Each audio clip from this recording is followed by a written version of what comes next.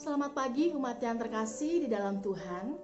Kini mari kita awali hari kita dengan membaca dan merenungkan firman Tuhan, sehingga kita semua boleh ditolong untuk bisa menjalani kehidupan kita dengan baik di tengah dunia yang seringkali terasa dingin. Terasa dingin karena ada terlalu banyak orang yang hanya mementingkan dirinya sendiri tanpa peduli dengan kepentingan sesama. Terasa dingin karena kasih seringkali hanya menjadi kata-kata yang tidak mewujud di dalam tindakan. Terasa dingin karena ada banyak pembiaran, ada banyak tekanan, ada banyak penindasan, ada banyak kekerasan yang terjadi di sekitar kita dan kita memilih untuk menutup mata. Ketika dunia terasa dingin, sebagai orang Kristen, sebagai orang beriman, kita sejatinya punya panggilan untuk menghangatkan dunia, untuk menjadi cahaya yang memberi kehidupan di tengah kedinginan yang ada. Saya mau mengajak kita untuk menyanyikan lagu dari Kidung Jemaat nomor 121, bait yang pertama, kedua, dan yang keempat. Dunia Kedinginan, saudara, judulnya. Ini adalah lagu Natal, tetapi kata-katanya baik sekali. Kita akan nyanyikan bersama-sama.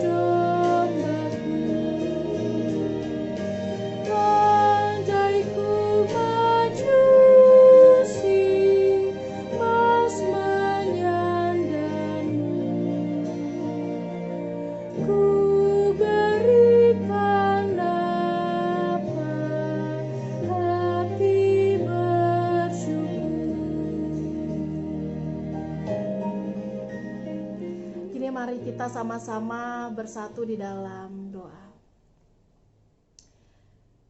Ya Tuhan, kami mau memberikan hati kami, karena kami tahu ketika Tuhan hadir di tengah dunia, maka Tuhan mau menghadirkan diri untuk memberikan pengharapan di tengah kesesakan yang ada. Kami tahu, kami meyakini bahwa kehadiran Tuhan sungguh-sungguh menjadi jawaban bagi dunia yang sedang bergumul. Kami mau memberikan hati kami. Kami mau firman Tuhan mengubah diri kami, sehingga kami juga boleh ditolong untuk menjadi perpanjangan tangan Tuhan di dalam mewartakan kasih-Mu di tengah dunia. Kami mau belajar dari firman-Mu, ya Tuhan, di dalam nama-Mu kami berdoa. Amin. Umat yang terkasih di dalam Tuhan, mari kita buka satu bagian Alkitab yang terambil dari Injil Yohanes pasal 13, kita akan baca ayat yang pertama sampai ayat yang ke-17. Yohanes pasal 13 ayat 1 sampai ayat yang ke-17. Saya akan membacakan bagi kita semua. Yesus membasuh kaki murid-muridnya. Sementara itu sebelum hari raya Paskah mulai, Yesus telah tahu bahwa saatnya sudah tiba untuk beralih dari dunia ini kepada Bapa. Sama seperti ia senantiasa mengasihi murid-muridnya, demikianlah sekarang ia mengasihi mereka sampai kepada kesudahannya. Mereka sedang makan bersama dan iblis telah membisikkan rencana dalam hati Yudas Iskariot, anak Simon, untuk mengkhianati dia.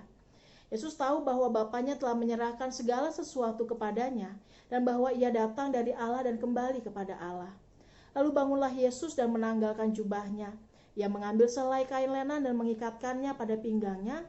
Kemudian ia menuangkan air ke dalam sebuah basi dan mulai membasuh kaki murid-muridnya, lalu menyekanya dengan kain yang terikat pada pinggangnya itu. Maka sampailah ia kepada Simon Petrus. Kata Petrus kepadanya, "Tuhan, engkau hendak membasuh kakiku?" Jawab Yesus kepadanya, "Apa yang kuperbuat engkau tidak tahu sekarang, tetapi engkau akan mengertinya kelak." Kata Petrus kepadanya, "Engkau tidak akan membasuh kakiku sampai selama-lamanya." Jawab Yesus, "Jikalau aku tidak membasuh engkau tidak mendapat bagian di dalam aku." Kata Simon Petrus kepadanya, "Tuhan, janganlah hanya kakiku saja, tetapi juga tangan dan kepalaku." Kata Yesus kepadanya, "Barang siapa telah mati, ia tidak usah membasuh diri lagi selain membasuh kakinya, karena ia sudah bersih seluruhnya. Juga kamu sudah bersih, hanya tidak semua." Sebab ia tahu siapa yang akan menyerahkan dia. Karena itu ia berkata, "Tidak semua kamu bersih." Sesudah ia membasuh kaki mereka, ia mengenakan pakaiannya dan kembali ke tempatnya. Lalu ia berkata kepada mereka, "Mengertikah kamu apa yang telah kuperbuat kepadamu? Kamu menyebut aku guru dan Tuhan, dan katamu itu tepat, sebab memang akulah guru dan Tuhan. Jadi jikalau aku membasuh kakimu, aku yang adalah Tuhan dan gurumu, maka kamu pun wajib saling membasuh kakimu. Sebab aku telah memberikan teladan kepada kamu, supaya kamu juga berbuat sama seperti yang telah kuperbuat kepadamu. Aku berkata kepadamu, sesungguhnya seorang hamba tidaklah lebih tinggi daripada tuannya, ataupun seorang utusan daripada dia yang mengutusnya. Jikalau kamu tahu semua ini, maka berbahagialah kamu jika kamu melakukannya." Demikianlah firman Tuhan. Nah, saudara-saudara, ketika seseorang itu suka dengan yang namanya Korea gitu ya, apalagi anak-anak zaman sekarang, maka tidak heran kalau misalnya cara mereka bicara juga rada-rada ngikutin. Misalnya, "Oma, apa? Kencana, anyang." Tuh ya. Dan seterusnya. Kalau kita nggak nonton, kita mungkin nggak ngerti artinya apa. Tetapi bagi mereka yang sering mengikuti, tahu betul itu artinya apa. Dan seringkali saking senangnya, maka percakapan-percakapan dalam drama itu kemudian muncul di dalam keseharian. Tidak hanya itu, saudara, tetapi juga ekspresi ya. Orang-orang Korea itu kalau di film-film, saudara, kalau marah seringkali gini, gitu ya. Maka biasanya kalau ada orang, anak muda, kalau gaya marahnya, nah itu pasti kemungkinan besar sering nonton drama Korea dan seterusnya.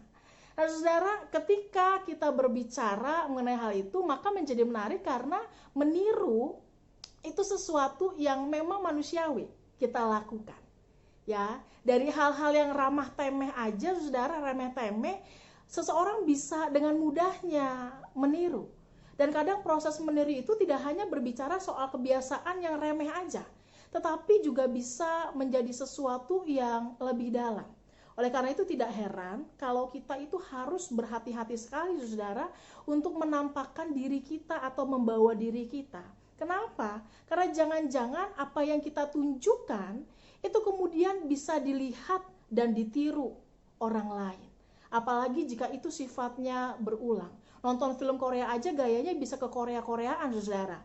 Apalagi ketika berbicara mengenai gaya hidup keseharian, bisa jadi itu menjadi sesuatu yang menular karena ditiru. Contoh sederhananya, saudara, Jangan harap pasangan kita, anak kita, saudara kita menghormati orang tua kalau kita sendiri justru menunjukkan kita tidak hormat. Bagaimana kita bisa memaksa pasangan kita untuk hormat sama mertuanya kalau kita sendiri nggak hormat sama orang tua? Kenapa? Dia akan lihat kita. Itu ya. Anak-anak akan belajar dan menyerap dari orang tuanya dan kemudian akan menirukan itu di dalam keseharian. Oleh karena itu, membawa diri dengan baik itu menjadi sesuatu yang penting. Karena kita akan menunjukkan sesuatu yang mungkin saja akan ditiru dan diterima mentah-mentah oleh yang lain.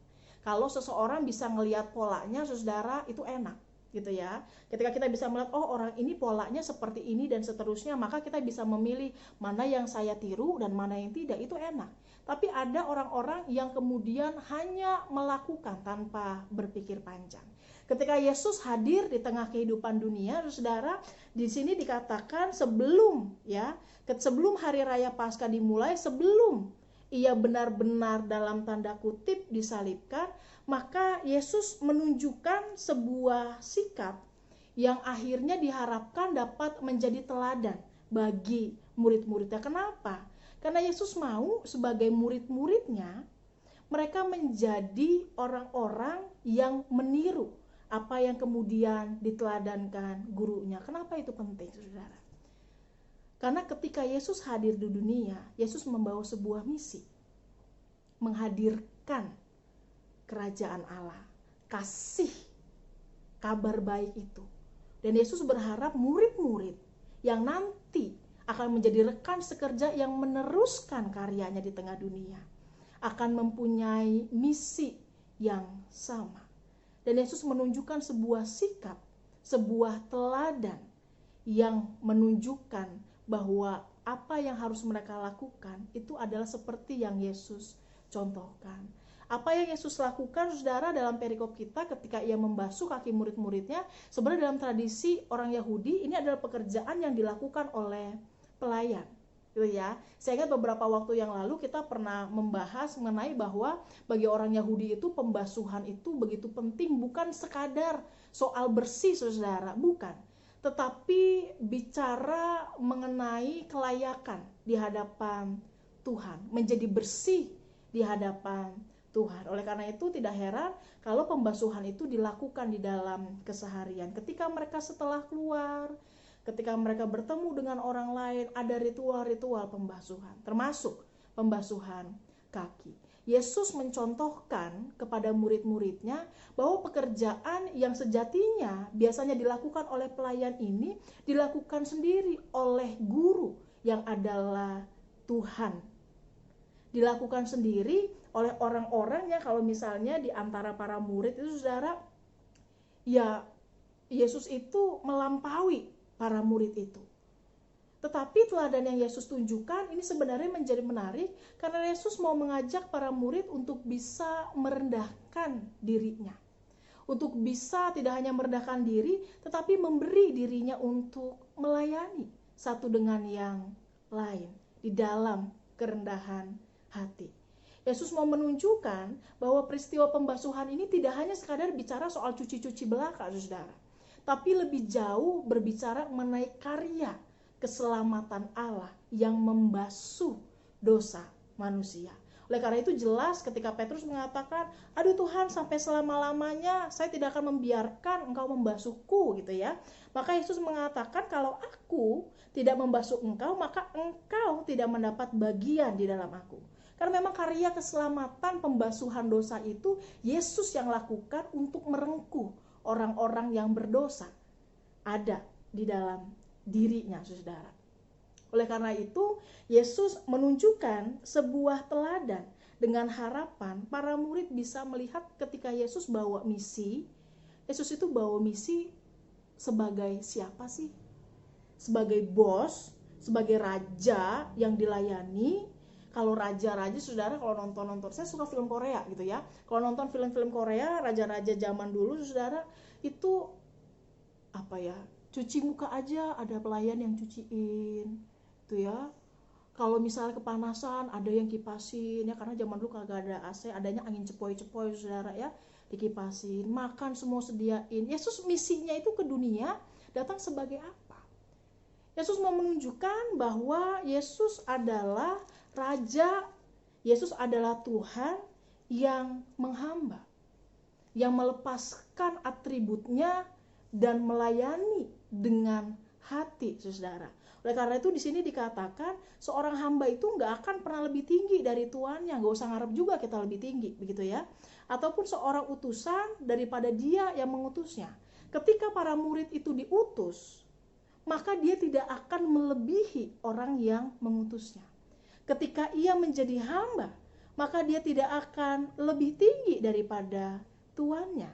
Oleh karena itu Yesus mau mengajarkan ketika seseorang itu menjadi orang-orang yang dipanggil untuk mengerjakan panggilan di tengah dunia yang dingin ini, saudara, maka berbahagialah mereka yang melakukan bagiannya dengan baik. Yesus mengingatkan bahwa ketika ia hadir di tengah dunia, ia melakukan misinya di tengah dunia, maka kita juga punya panggilan untuk mengerjakan itu dalam segala lika-liku yang ada, dalam segala kesulitan yang ada, dalam segala tantangan yang ada, dengan sungguh-sungguh mengasah diri kita dengan baik, terutama mengasah hati dan pikiran kita. Sehingga ketika Yesus meneladankan sesuatu, Yesus mengharapkan para murid itu melakukan teladan itu. Bukan sekadar meniru tanpa mikir, saudara. Ya, ketika Yesus mengajak anak-anaknya, para murid, untuk bisa meneladani dirinya, artinya di situ ada aspek kesadaran penuh tentang apa yang ia lakukan. Seperti seseorang yang sadar, siapa yang saya ikuti, mengapa saya harus melakukannya, apa konsekuensinya. Dengan demikianlah umat Tuhan diharapkan dapat meniru dan meneladani apa yang Tuhan contohkan kepada kita. Tadi di awal perenungan kita, saudara, saya mengajak kita untuk menyanyikan lagu Dunia yang Kedinginan. Karena memang ketika dunia ini semakin dingin, saudara, ya kita punya panggilan untuk menjadi orang-orang yang sungguh menghangatkan sekitar kita, dunia kita.